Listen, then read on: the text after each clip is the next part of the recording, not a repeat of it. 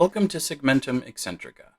I'm thinking this podcast will be a companion to a 40k journey where we dive into some personal lore, headcanon, if you will, and maybe some of the larger lore in the world of Warhammer 40,000. But more than anything else, Segmentum Eccentrica is a story I hope you'll enjoy and come back to. Today, we'll be exploring the origins of our featured Astra Militarum unit, the 13th Independent Siege Regiment. What follows is an autobiographical account from the 13th's creator, a functionary at the Administratum named Gaius Corinthus. He refers to himself in the account as the man, though why is something of a mystery since an autobiography by and his name feature prominently on the cover. But as our story unfolds here, you'll find that Gaius Corinthus has something of an ego.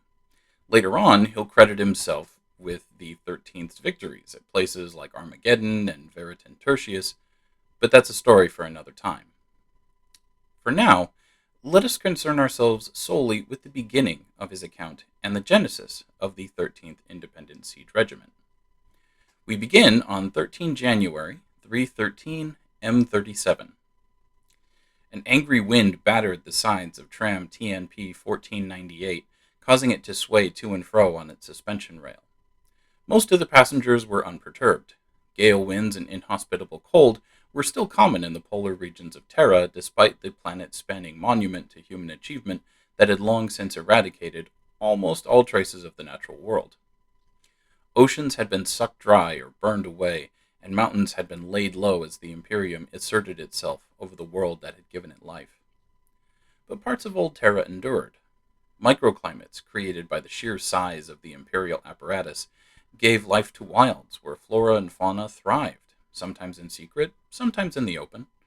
Most citizens gave it little thought, for they all had their parts to play in the great machine that was the Imperium.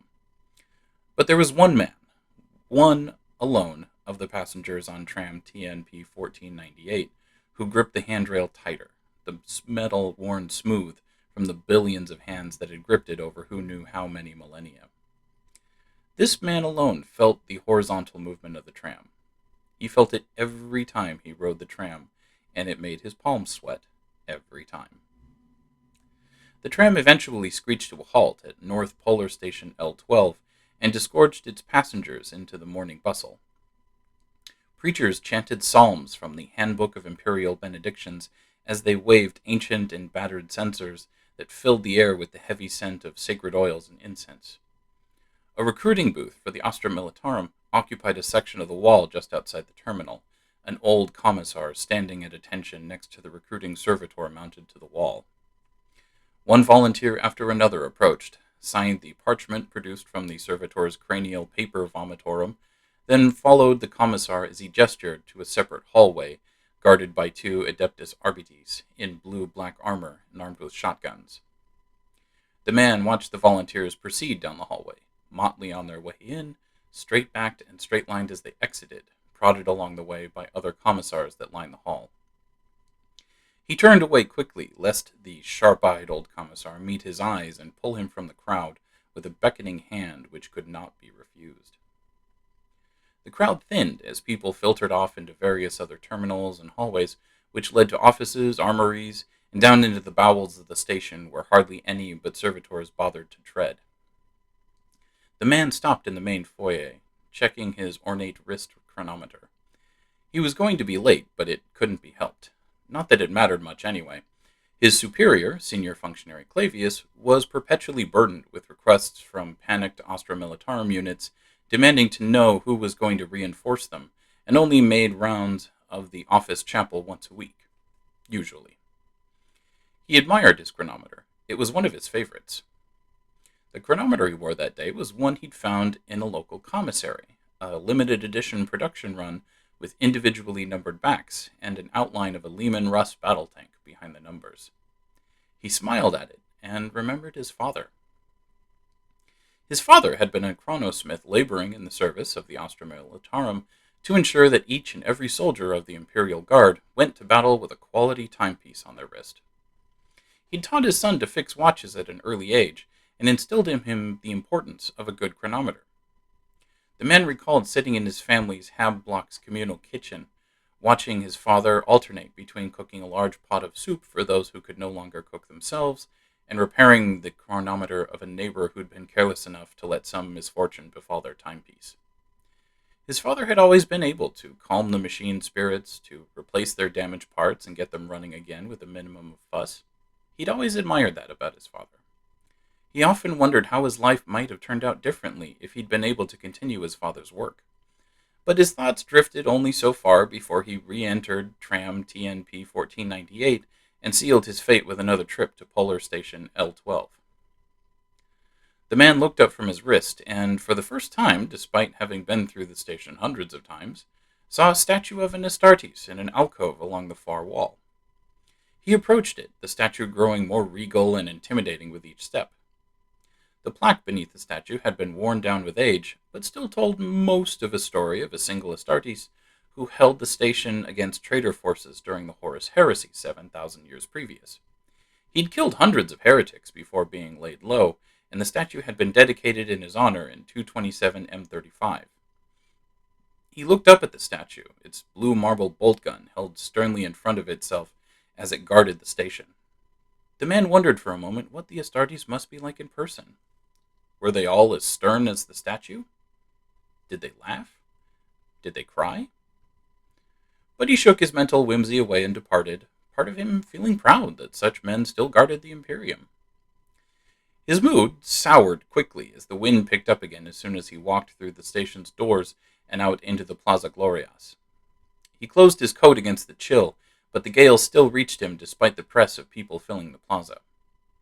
Someone bumped into him and spilled a cup of hot tea on his coat, scalding the part of his wrist that wasn't covered by coat or glove. He shrieked and howled for his tormentor, but they had already disappeared into the crowd. The man's vision dulled with pain, a flurry of snow, and the oppressive heat from the Arctic auto-temp coats everyone was wearing. He fumbled about trying to brush the scalding tea from his clothing to no avail, forcing himself to hurry across the square and forego his habitual morning coffee purchase until he could get a new set of clothes from his locker. He rushed through the great double doors of Administratum Data Cathedral TN 13-1333, pushing his way past his fellow functionaries whose names he'd never bothered to learn, desperate to relieve the burning. After what seemed like hours, the man at last succeeded in accessing his locker and changing his clothes, leaving his soiled coat and gloves with the cleaning servitor on his way out of the locker room. His skin still smarted from where the careless person's tea had scalded it, but thank the Emperor there was no permanent damage. Renewed somewhat, the man once again fought the crowd to make his way back into the square, his sense of order and propriety preventing him from skipping his morning coffee. But it wasn't just the coffee. Every morning his order was taken and fulfilled by a person, an actual person, not a servitor, a beautiful woman named Devona, whom the man adored and dearly wished to speak to. But once again he failed, his mouth refusing to do anything other than stammer out his regular request. The two exchanged smiles as he accepted his order, but that was the end of their interaction. It was always the end of their interaction. As the man turned to depart, another heedless individual crashed into the man, causing him to drop his cup and spill his fresh coffee onto his boots. He cursed as his new torturer disappeared into the press of humanity, but was roused from his rage by a burst of laughter from behind him. He turned to find Devona, covering her mouth and failing adorably to hide her mirth. "Let me make you another," she said. "Thank you," the man said as he tossed his empty cup into a nearby recycler. "Truly, thank you. It's been quite the morning." "Perk up," Devona smiled as she handed the man a fresh coffee. "You can't have bad luck all day. There's a bootblack servitor just down the way," she nodded in the direction of a services kiosk in the center of the square that the man had never noticed before. He thanked Devona, confident in his newfound ability to actually speak to her, and slipped through the square to the kiosk. Packaged drinks and food were available from a score of vending servitors, and on a corner, a single servitor waited next to a chair, its systems idle but clicking in anticipation of someone sitting and dropping a coin into its coin slot. Good morning, sir," the servitor's vox crackled to life as the man sat in its chair and inserted a single bronze shield in its coin receptacle. Thank you for allowing me to beautify your pedware. Don't mention it, the man said. Talking to servitors always made him uneasy. Were they actually thinking and talking, or were they just meat puppets and fleshy cogitators? Did they think as he did? Did they feel? Service complete, the servitor said as it finished cleaning his boots, straightened itself, and moved to the side on its little track that only allowed it to swivel between the front and side of the chair. It regarded the man with its one foggy organic eye and one azure mechanical eye. Please help me. Take me with you, the servitor croaked in a less mechanical voice. I'm so very bored. Bored and lonely. The man shrieked and jumped away from the chair, tripping and scuffing his freshly blackened boots. Wait for me, the servitor called out to the man as he rushed back toward Data Cathedral TN 131333. As he arrived, the man swiped his ident card through the security skull at the Data Cathedral's narthex. He glanced down at his chronometer and quickened his pace. He tried to blend in with the other functionaries, but the voice of senior functionary Clavius made it quickly known that his efforts had come to naught. Functionary 131313, Clavius began, his words, the numbers in particular, scraping the insides of the man's ears like a cleaning servitor's wire brush on a dirty steel pondering board. You are late. That warrants a demerit. Incidentally, you're 13th. Do be on time tomorrow. Apologies, senior functionary, the man said as he passed without meeting his superior's Gorgon gaze. It won't happen again. See that it doesn't. The schedule has been reorganized again. You're on reconstitution duty today. New crusades are launching by the hour, it seems, and the cathedral's Lord Functionary has decreed new quotas for Astra Militarum unit reconstitutions. Your cogitator has already been loaded with the relevant data. It merely requires your attention, if you can muster it. Right away, senior functionary. The man trudged up to his desk, a single cubicle in a maze of functionaries, each carrying out some ostensibly vital but actually soul-suckingly awful task the Imperium required. Previously, the man had been engaged in data entry for Astra Militarum recruiting depots, a task which he found easy, though not especially enjoyable. Today, however, his function had changed to reconstitution, the arduous task of analyzing data on understrength Astra Militarum units, matching them with other understrength units, and reforming them into a new unit. This required a new set of records, a new set of requisition forms for uniform alterations, equipment, weapons, armor, vehicles, support personnel, servitor allocations, a rather astronomical level of work, all to a daily quota. The man sat down at his desk and pressed the skull cogitator's activation room set into its right eye socket. Part of him found using actual skulls for such machines distasteful, but he also found wasting still usable bones distasteful, leaving him in a state of ambivalent distaste. Once the cogitator had warmed up, the man set about his day's tasks. Most of the reconstitutions were simple, units from single planets, like Vostroya and Elysium. He whiled away the day, matching decimated unit after decimated unit, until his last reconstitution lay before him. Though he had scarcely noticed it in his everyday life, the man was immediately struck by what must surely have been a data error. Every unit in his last reconstitution was numbered 13. The 13th Cadian Shock Troops, 13th Krieg Infantry, 13th Kasserken, 13th Krieg Heavy Infantry, 13th Tempestus Scions, 13th Krieg Armored, and 13th Krieg Heavy Armored. The man set about confirming the data, and it was swiftly confirmed. He left his station to reconfirm with the senior functionary. It's correct, senior functionary Clavius said as he sifted through data on his cogitator, a much larger affair than the man's, which required the use of 2 skulls. As much as this looks like an anomaly, this is not a supported conclusion. All of the units in your last reconstitution are indeed number 13. But why does this matter? Is the number 13 not bad luck? That's what my father always said. Perhaps your father needs to see a medicae. There is no rational data to indicate any ill fortune on behalf of the number 13 that I am aware of. Proceed with the reconstitution. My father is dead. As will a great many people in the Imperium be if we do not perform our functions.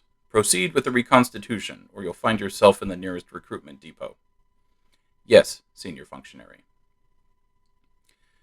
The man returned to his desk and simply stared at his cogitator. Maybe it was his mood, but he could swear the activation jewel in its eye socket was staring back at him, even though he knew this was impossible and completely irrational. As much as the man still believed the number 13 to be unlucky and was reluctant to a massive horde of 13s, he also had no desire to be barked at by a commissar and sent to die in one of countless war zones across the Imperium, so he proceeded. Maybe it's a good thing, the man thought to himself. Maybe concentrating all the 13 bad luck will take it away from other units. As he began the reconstitution, the man began to count all the 13s in his own life. His functionary number, the data cathedral's number, the number of his children's academy. His senses returned to him after tabulating a truly dizzying number of 13s in his own life, and how they had been connected to various misfortunes he'd suffered. Yes, he decided, it would be best to concentrate 13s. Terrible luck for them, but better luck for everyone else. The reconstitution took the rest of the man's day, leaving him exhausted but with a sense of accomplishment and hope. Not so much for the newly created 13th Independent Siege Regiment, but for units that didn't receive reinforcements from the unlucky 13s. Now there's more to Gaius Corinthus' story, and a whole lot more to the 13th Independent Siege Regiment, but we're going to leave it here for today. Thank you so much for joining me for this first transmission of Segmentum Eccentrica. Please leave a like and subscribe if you've enjoyed, and think about tuning in for the next transmission.